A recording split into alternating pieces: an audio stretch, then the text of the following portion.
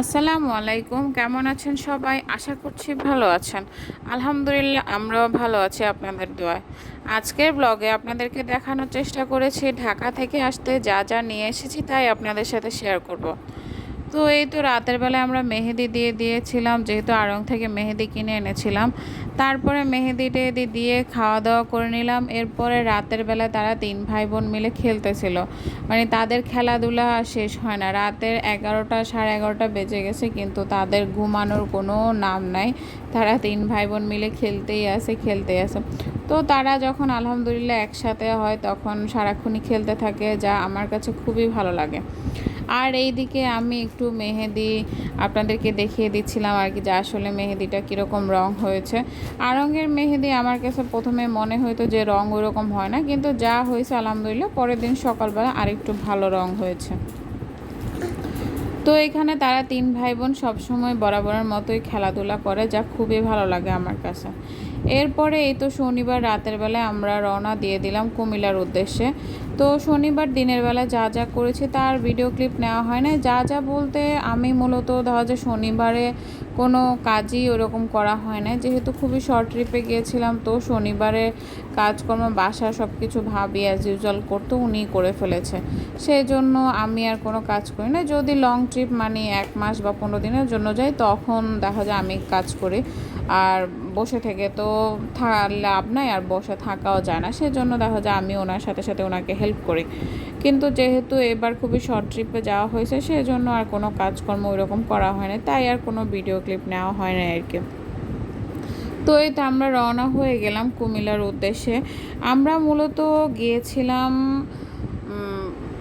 শুক্রবার সকালবেলা, যেটা আমি আপনাদেরকে ব্লগে দেখিয়েছিলাম। আমরা মূলত কেন গেলাম হচ্ছে কি, আমার হাজব্যান্ডের শনিবারে ঢাকায় একটা অফিসিয়াল মিটিং ছিল, মানে অফিসের কাজে তাকে ঢাকায় যাইতে হয় প্রায়, বা চিটাগংও যাইতে হয় মাঝে মাঝে।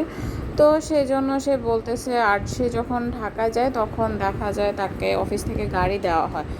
তো সব বলতেছে যে আমার যেহেতু ঢাকায় যাওয়াই লাগবে, তো তোমরাও চলো। তো আমি বললাম যে আচ্ছা ঠিক আছে, জাস্ট সাডেন প্ল্যান ছিল আর কি। তো আমরা শুক্রবারে সকাল সকালই বাসে করে চলে গেছি, যেহেতু শুক্র শনি 2 দিন পাবো, সেই জন্য আমরা শুক্রবারে সকালে চলে গেছি নিজেরাই।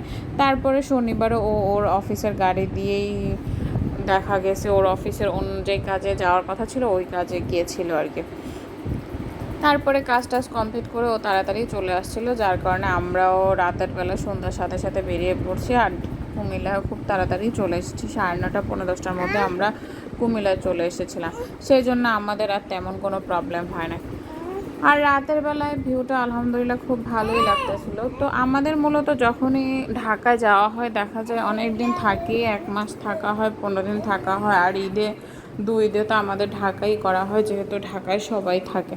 সেই জন্য আর কি আমরা কুমিল্লায় আসলে দেখা যায় 1-2 মাস বা 2-3 মাস টানা খুবই কম থাকা হয়, আমাদের ঢাকায় গিয়ে বেশি থাকা হয়, যেহেতু ফ্যামিলি মেম্বার সবাই ওইখানে গেলে ভালো লাগে। আর তাহানও ওর বোনেরা আছে, সেজন্য ও খুব এনজয় করে। তারপরে এই তো আপনাদের সাথে কথা বলতে বলতে আমরা অলমোস্ট আমাদের কুমিল্লায় বাসার কাছাকাছি চলে এসেছি। তো কুমিল্লায় আসলে দেখা যায় কি, তাহানো একটু একা একা হয়ে যায়, প্রথম কয়েকদিন একটু বিরক্তই করে। তারপরে এই তো আমরা বাসার সামনে চলে এলাম। বাসায় উঠে ফ্রেশ ট্রেশ হয়ে এবার যা যা এনেছি সেগুলো এখন বের করে ফেলবো, কারণ এনেছি তো অনেক, দেখা যায় কাঁচা বাজারটাই বেশি দিয়েছে। আর এইখানের মধ্যে রাতে খাওয়ার জন্য বাসা থেকে তরকারি দিয়ে দিয়েছিল, যেটা আমার জন্য খুবই উপকার হয় আর কি। তারপরে এই তো ফ্রুটস দিছে কিছু, তারপর মিষ্টি আলু, ক্যাপসিকাম, আরও বিভিন্ন জিনিসপত্র দিছে। এটা বরাবরের মতোই আমাদেরকে গেলে প্রত্যেকবারই আমরা যাই একটা ব্যাগ নিয়ে আসি, 4-5টা ব্যাগ নিয়ে, এটা আমাদের বেলায় প্রত্যেকবারই হয়।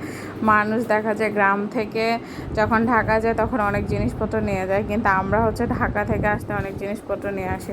তো এখানে সরিষার তেল দিছিল, তারপরে 4 কেজি সয়াবিন তেল, তারপরে মসুর ডাল, চিনি, তারপরে হচ্ছে চাল, এরপরে আরও বিভিন্ন জিনিসপত্র দিয়েছিল আর কি। আর এই তো এই বালতির ভিতরে আছে সব কাঁচা, মানে মাছ মাংস সব কিছু। তো বাসায় যা যা থাকে দেখা যায় কি আমাদেরকে সব কিছু দিয়ে দেয়, এরপরে আবার তারা বাসায় আবার কিনতে হয় আর কি।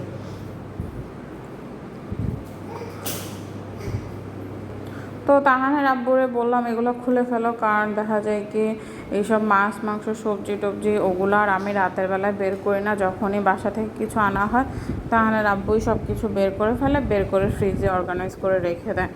তারপরে গিয়ে আমি আমার মতো করে আস্তে আস্তে যেটা প্রয়োজন হয় সেটা আমি ইউজ করি।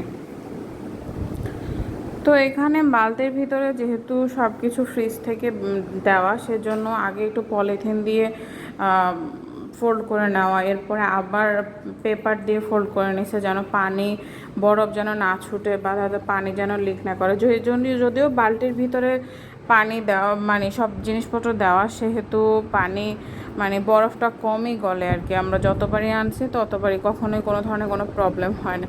তো এখানে যে মাংস দিছে অনেকগুলাই, তারপরে ইলিশ মাছ দিছিল, মাছ দিছিল 5-6 রকমের, চিংড়ি মাছ, বোয়াল মাছ, শৈল মাছ, ইলিশ মাছ, আরও কয়েক ধরনের মাছ দিছিল।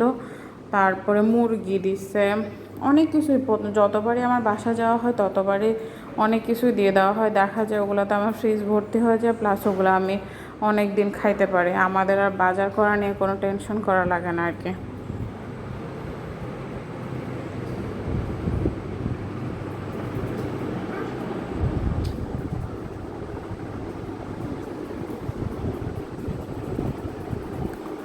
তো এইগুলো আমরা একে একে বের করে নিব, বের করে নিয়ে ফ্রিজে রেখে দিব ঠিক করে, যেন মানে বরফ গলে যাওয়ার আগে আগে ফ্রিজে রেখে দিই, যেন মাছ বা মাংস কোনো কিছু থেকে গন্ধ না ছুটে।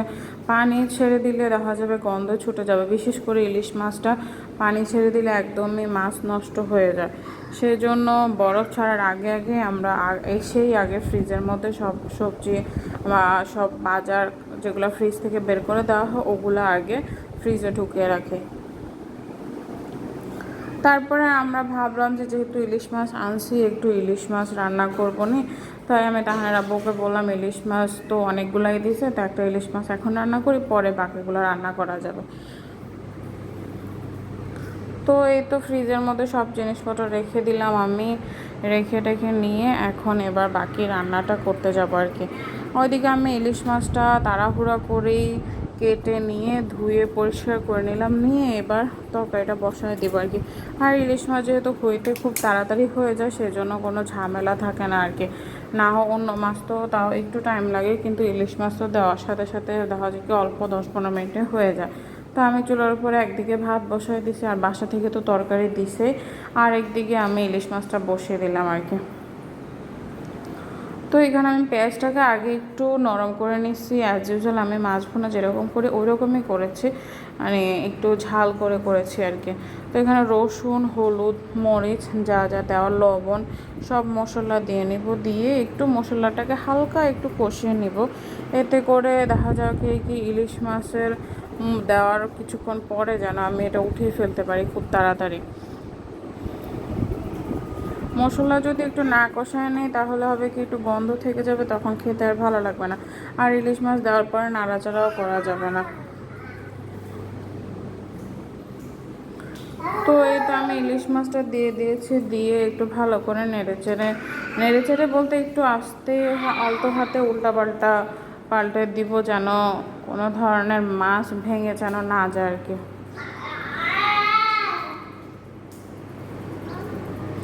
আর এই তো ভয়েস রেকর্ড করতে আসলেই আমার ছেলে শুরু হয়, সে ভয়েস রেকর্ড দেয় আর কি, আর আপনাদেরকে শোনায়। তারপরে এই তো এদিকে আমার মাছ ভুনাটা অলমোস্ট, আমি একটু হালকা মাছটাকে কষিয়ে নিয়েছিলাম, নিয়ে তারপরে হালকা অল্প পরিমাণে পানি দিব, কারণ আমার তাড়াতাড়ি রান্না করতে হবে। আমার হাজব্যান্ডের খিদা লেগেছে, তাহানেরও খিদা লেগেছে, আমারও লেগেছে, কারণ আস্তে আস্তে দেখা যায় 9:30-10টা তো বেজে গেছে, ফ্রেশ ট্রেশ হইতে হইতে খাইতে খাইতে 11টা-12টা বেজে গেছে। তো ওই জন্য তাড়াহুড়ো করেই আমি রান্না করে নিলাম। তারপরে খেয়ে দিয়ে ঘুমিয়ে পড়লাম। এই তো পরের দিন সকালবেলা ডাস্টবিনটাকে সেট করব। ডাস্টবিনটা মূলত আমার দেবরেই কিনে দিয়েছিল ঢাকার জন্য, পরে যেহেতু আমরা বেশি দিন ছিলাম না পরে বলে নিয়ে যা, পরে আমি এবার আসতেই নিয়ে আসলাম, এর আগের বার আসতে আর নেওয়া হয় না। তারপরে ঘর ঝাড় দিয়ে দিলাম, ঘর ঝাড় দিয়ে নাস্তা টাস্তা করে টোরে তারপরে এবার একটু তরকারি বসাবো আজকে, যেহেতু কালকে ওরকম সবজি টবজি কিছু কেটে রাখা হয় না, জাস্ট একটু পেঁপে কাটছিলাম আর মাছ ভুনা করে নেব, তাহলে আমার ঝামেলা কম হবে আর কি। ওই জন্যই, যেহেতু কালকে রাত্রে আসার পরে কাটাকাটি করা শরীরে আর কুলায় নেয়, সেই জন্য আমি তাড়াহুড়ো করে জাস্ট একটু পেঁপেরে গ্রেট করে নিয়েছিলাম। তো আমি এখানে মাছগুলোকে এখন একটু হলুদ আর লবণ দিয়ে ভেজে নিব, আর বাকি তরকারি রান্না করা কমপ্লিট করে নেব আর কি। তা আপনাদের যদি আমার ভিডিওটি একটু হলেও ভালো লেগে থাকে, তাহলে যারা ইউটিউব থেকে দেখছেন তারা সাবস্ক্রাইব করবেন, আর যারা ফেসবুক থেকে দেখছেন লাইক, ফলো এবং শেয়ার করবেন। আজ এই পর্যন্তই আমার ব্লগ। আশা করছি আপনারা আপনাদের মতামত আমাকে কমেন্টের মাধ্যমে জানাবেন, আর আপনাদের কমেন্ট পেলে আমি আপনাদের মতামত জানতে পারবো, এতে আমি অনেক খুশি হব। Thanks for watching. আল্লাহ হাফেজ।